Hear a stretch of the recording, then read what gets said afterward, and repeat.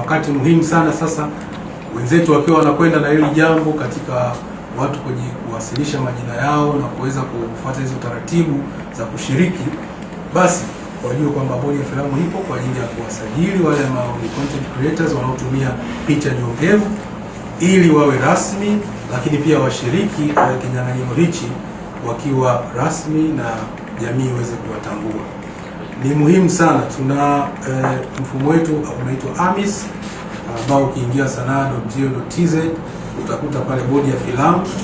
utaingia pale utaweza kujisajili, lakini pia wenzetu wa BASATA pia wapo pale katika hiyo AMIS tunatumia pamoja. Kwa hivyo ni wito kwa content creators wote mwe rasmi, tujitokeze kwa wingi kushiriki zoezi hili ambalo ni nyeti zaidi kutuongezea thamani yetu sisi kama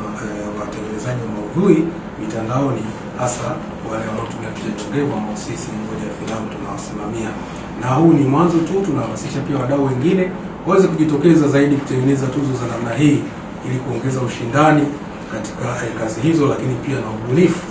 ambao utaleta tija kwa mdau mmoja mmoja, lakini pia